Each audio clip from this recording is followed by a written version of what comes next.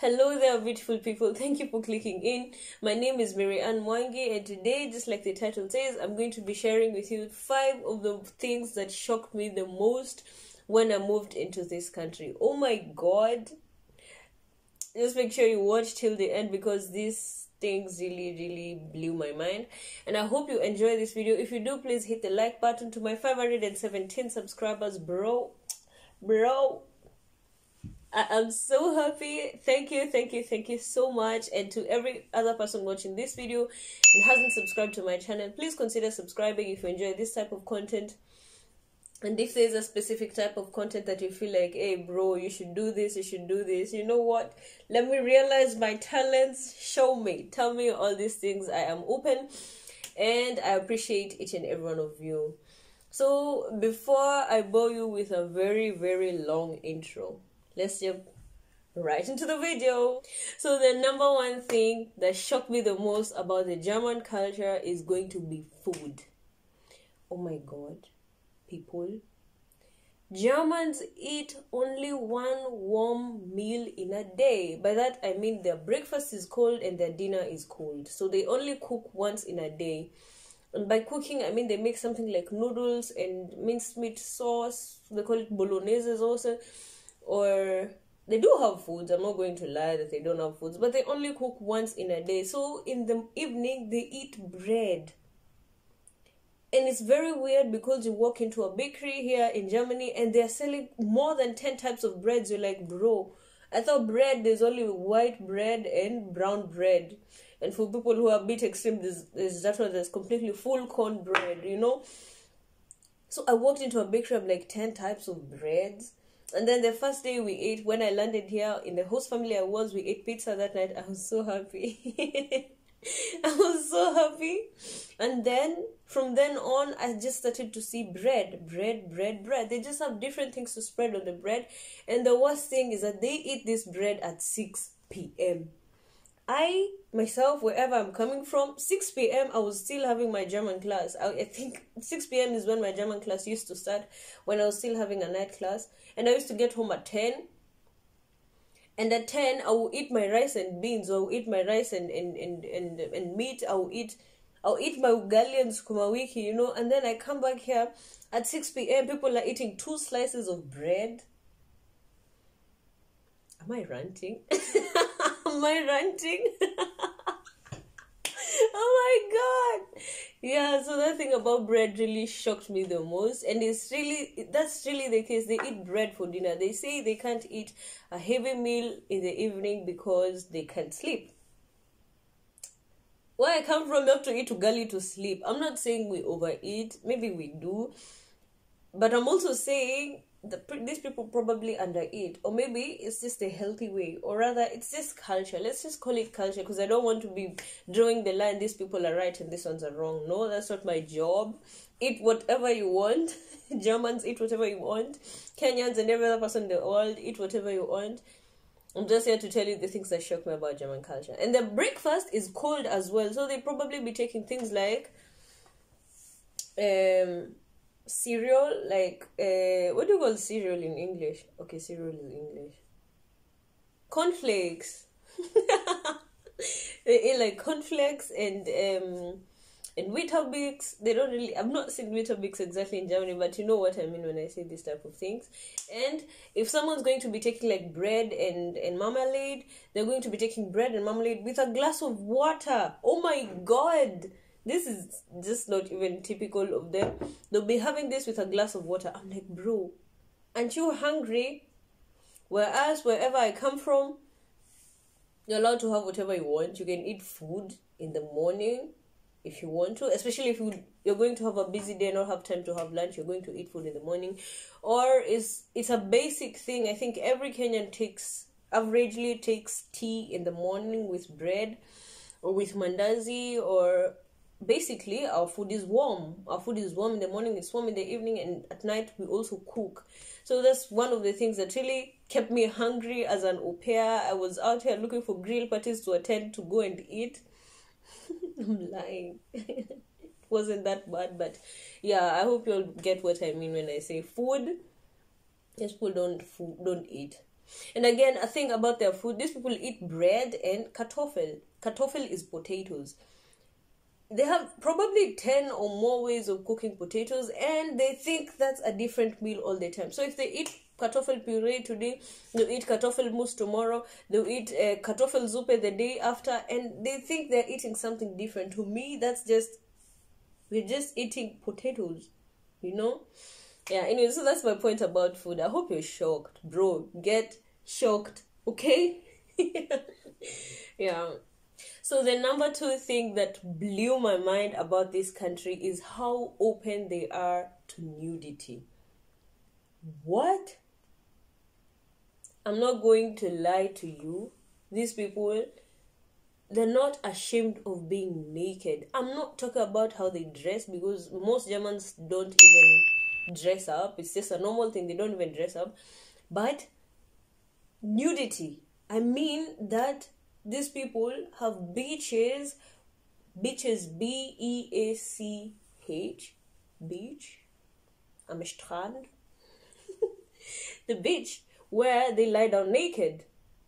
Yeah, the beaches where they lie down naked. I swear, I will attach some of them up here and show you, and then you can Google it after. There are beaches where they lay naked, and the thing that shocked me the most is when I experienced it firsthand when I went for swimming the first time with my host family. My host mom and her kids were in the changing room. She goes into the changing room, changes, wears, and then helps the kid dress up and all. And then you have to shower before you swim. I think that's normal. You go, when we were at the shower room, or the shower, yeah, I think it's called the shower room. The shower room. She took off her clothes. She washed herself. Before she dressed herself, she started to wash the kids. She washed all of them. This thing blew my mind. I was so confused. That even when I looked around and saw every other person is doing the same thing, I almost collapsed. Oh my God, I almost collapsed. And then, I mean, eventually they finished washing themselves. I went to the swimming without showering because, bro, I'm not going to be taking off my clothes in front of kids of 4 years, 5 years old, 5 years age, 5 years old. And I just went and swam, and this whole time I'm so traumatized. And then when we came back again, they repeated the same thing. I went home with chlorine on my hair. My mom shouldn't hear this. With chlorine on my hair, and I went home, and I was having nightmares. I swear, like, I sound maybe like I'm exaggerating, but I tell you the truth. Every time I just closed my eyes, I just saw a lot of naked bodies and I was just like, bro, what the heck? What the heck?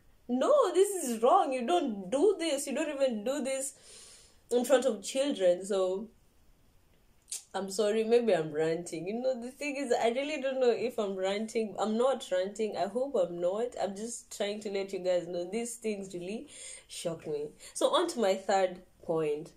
The third thing that shocks me in this country is speed limits on the highway. There's little to no speed limits.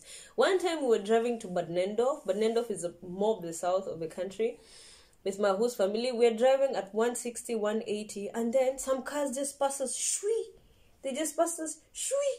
And then I'm just like, what speed are we driving? She's like 180. And then if we're driving at 180 and these people overtook us, and within a split of a second, within very few seconds, they've passed us and they're beyond our sight. We can't see them anymore, and we're at 180. I'm just like, bro, don't you have speed limits?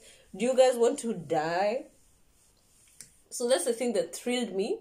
Actually, that didn't really shock me. It thrilled me more. Like, I really want to have a sports car in this country and just go drive my stress away, you know? Drive at 230. My mom shouldn't hear this. Mami usisikie hii. Anyways, yeah, it's something beautiful about how speed limits in this country, they're very, what do I call it? I would say there's little to no speed limits on the highways. I still haven't done my driving course, so I don't have enough knowledge about the road, but my few experiences on the highways, bro, hao watu wanataka kukufa na usiwaambie, sawa? Okay, my number 4 point. You know, when I moved to this country, I thought everyone has money, everyone is okay, blah blah blah. I'm not about to tell you Germans are poor. No, I'm about to tell you Germans are cheap. Oh my god, Germans are cheap. They're extremely cheap. They live a cheap life in terms of looking for discounts, shopping where it's affordable and all that. There, okay, of course, there's this line of the rich and the poor. It's there. I promise you, it's there. But an average German will not buy something that costs €3.30 when there's something the same thing that costs €3.20. And the reason why this shocked me is because I thought these people have money and I think they should be living at least a good quality of life. I'm not saying they live a bad quality of life, but these people are cheap and they budget a lot. This one I will tell you because it blew my mind. One time, I was just in a random German family. I won't tell you, it wasn't my host family, but of course can't also tell you who it was. But we were seated there and then another guest came in. We were having kartoffel, of course, potatoes. And this time they were being boiled and then they were frying, I don't know, minji. What is minji? Green peas? Is minji green peas? Oh, it's cowpeas. No, it's green peas, I think. Minji is just peas, ama. Yeah. We're eating kartoffel and peas. Potatoes and peas. And then one person just came in randomly and they told her, just sit down there because we've not budgeted for you. We will, first of all, we'll eat and then we attend to you. And then I'm like, in my country, if you guys get a guest, I think that it's very normal for you guys to invite the guest to the table to eat with you.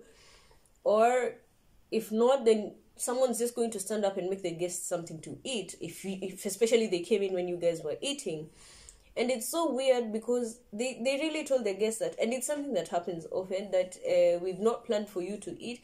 And the thing is, when they're cooking this kartoffel, they'll ask you, how many do you want? Do you want 3? Do you want 4? Do you want 2? And then if you regularly say 2, the one they just say, this one she only eats 2. I'm just like, bro, what if today I have a different hunger? And secondly, why exactly do you have to ask how many potatoes I want to eat? So, bro, them living cheap and budgeting, I don't know if this thing about asking you how many pieces of food you want to eat, if it's budgeting. I'm really not sure, but that really, really blew my mind. It really shocked me. So the next point is going to be that Germans say their mind. Germans say their mind. Germans are brutally honest without even trying. They're brutally honest and they say their mind. One time I remember in my host family, the kid just said, I think one of our teachers is dumb. I'm just like, and the mom said, yeah, I also think she's dumb. I'm just like, hello? Both of you are talking about an adult. And secondly, this child is saying that the teacher is dumb and the mom is supporting it. And then it just snapped, yeah, maybe this teacher is just really dumb, you know. Maybe the teacher is just not really okay, you know. And it happened more and more and more often, and the kids learn how to say their minds so early. Like a kid will tell you, I'm not wearing that because I don't want to. And it's not them being hard-headed, it's that they have been taught to say their mind and to say exactly what they think. So if they think they don't want to, then they really won't do it. And you can't really talk a kid into doing something that she doesn't want to, unless maybe you threaten them, which is also not a good method of raising children. So they say their mind. And the other thing is, if you ask a German, how does my red top look like?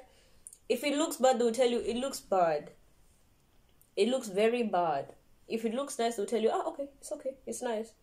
So it's, I don't know why, because for me in my country, if it looks bad, first of all, you tell me, I think I like it bad. You try to soothe me with like a truth, you know. But these people, they're brutally honest. They'll give it to you as it is, as it really is. Yeah. My next point, this one, hey God, my God, this one, hey God, kujeni nyinyi wote, aki kujeni msikie hii. 13-year-olds in this country, 14-year-olds are on contraceptive pills. Hey God. This one shocked me that I went ahead to read about it. When I started to come across these things, maybe on Facebook pages or any social platform that you find information about people or about this country, I found mothers actually discuss what contraceptive pill to give their children. First of all, myself, know anything about contraceptive pills. I'm not trying to place myself as ignorant. Maybe I also am. But hello, 13? First of all, 13, what are you doing having sex? Hello? So that one shocked me. And the other thing is that this is such an open topic that a male teacher in a class will be telling you, are you taking the pill? I'm just like, hey God, oh my God, this, I feel so violated for this topic being spoken in my presence. I'm not trying to say it's wrong. I'm not really trying to say it's wrong. Nothing is wrong with taking a contraceptive pill, especially if you have your own reasons for taking it. Most people even take it because they want, nyash, they want to grow their backside, or they want to really just, how can I say it, to highlight their feminine features, and some also take it for the contraception, of course, and some also take it to treat acne, some take it for hormonal imbalance and all that. But 13-year-olds in this country, you'll be on the streets walking and you find them talking about, oh, I miss my pill. I'm like, bro, no. So anyways, that's it about contraceptives. Also on this point, at 12, at 13, at 14, your boyfriend will come to your house, you'll sleep over, you go, if you're a girl, you go to their place, you sleep over. I know of someone in specific who is 17, is a guy. In their house, he lives with a girlfriend in their house. I'm like, first of all, this girl's parents, do they know that where this girl is? And secondly, bro, at 17, I don't know, these people are really just, I don't know, they just grow up so fast. Let me say, for us as an African or as a Kenyan, you grow up in some sort of a cocoon, you're protected and all, and your parents really want to know everything that's going on in your life. And if they don't know, they want to assume that you're doing the best, you're really in the best environment. But these people, they will be doing things and they'll be telling their parents, and it's going to be fine. So these things really, really shocked me. And on to my last point today. I know I promised 5, but I'll say 6, just because I am extra.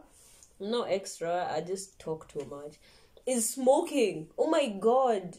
I think literally every German smokes. It's so weird. And the worst thing is, it's such a common thing that women smoke. I'm not trying to say women shouldn't smoke, but here it's probably that women smoke more than men. I promise you. It's, hey God. You see how frustrated I am.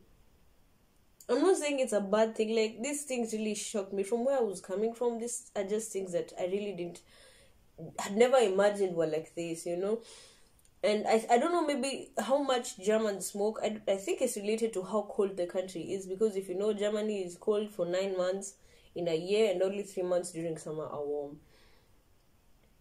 And I'm just like, maybe it's because it's so cold that they smoke so much, And I really hope it is, because I don't really get any other reason why 17-year-olds, 16-year-olds will be smoking on the streets in front of adults and nothing happens. Nothing happens. I'm just like, bro, in my country, if I know most of you smoke weed. Most people smoke in Kenya, but they don't smoke cigarettes. Here, it's 13-year-olds, their lungs can't even handle it. Oh my God. So anyways, those are the things that shocked me the most about this country. If you guys want a part 2 of this video, please make sure you let me know, because there's definitely more. These are just some of those that really, really moved me, and probably the things that I experienced my first 2-3 months in this country that made me think, hey bro, I think people do live different lives, and it's really a good thing to have exposure. Forgive my flu. I hope my voice was clear. My throat usually is very, very sensitive to flu, and usually it's the first part of my body that gets sick. It's not corona. It's not corona. It's not. If you don't watch my video of having corona, just it's down here. If you not watch my video about corona, I will link it down here, and see my experience with coronavirus in this country. And secondly, if you're interested in finding out how I moved to Germany, or my experience with my host family, all that is going to be attached down here. And if you're interested in moving to Germany, make sure you hit me up. I'll attach my link here or to my Instagram. You can text me anytime, write me anytime. I will get back to you. And if you're really interested in moving to Germany, I can actually really help you. So make sure you have yourself a great evening if you watch this during the evening, and have a great day if you watch this in the morning, and if you watch this during the day, have yourself a wonderful day. Thank you. Bye.